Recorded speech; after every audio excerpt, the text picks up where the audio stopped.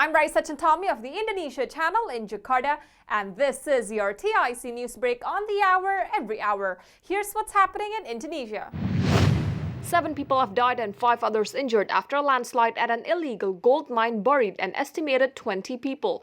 The victims were mining gold on a hillside when the landslide triggered by heavy rains struck the area on the west of Borneo Island. Local police said they had managed to identify 4 of the recovered bodies, and the search for other victims continues with help from locals and the victims' families. Unlicensed mines are common across the mineral-rich country, where abandoned sites attract locals who hunt for leftover gold ore without using proper safety equipment.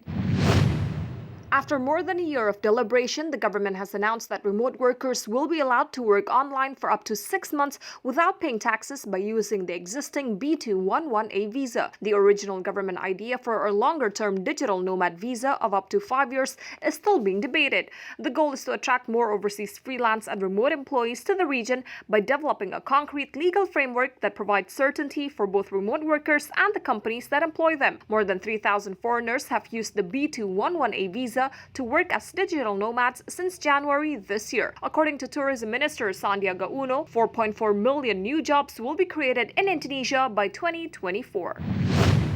Indonesia's plan to retire its coal-fired power plants over the next 3 decades and replace them with cleaner energy is enjoying support from potential investors. The country will need 8.978 trillion rupiah or $600 billion to phase out 15 gigawatts of coal generation and add a similar amount of renewable capacity over the period. The plan is to keep coal-fired power plants running for another decade and then completely shift away from fossil fuels over the following 20 years. Indonesia, the world's largest exporter of thermal coal, relies on the fuel to generate about 60% of its electricity. The government has done investor roadshows in Saudi Arabia, the United States, and some European countries to promote its energy transition plans. In the financial markets, here's how stocks and the currency closed in Jakarta and around the region.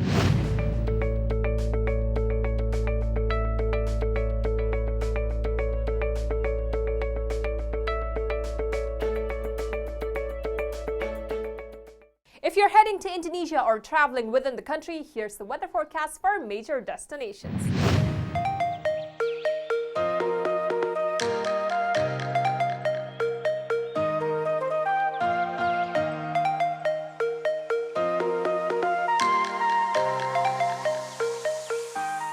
And that's what's happening in Indonesia. I'm Raisa Chantami with your TIC News Break.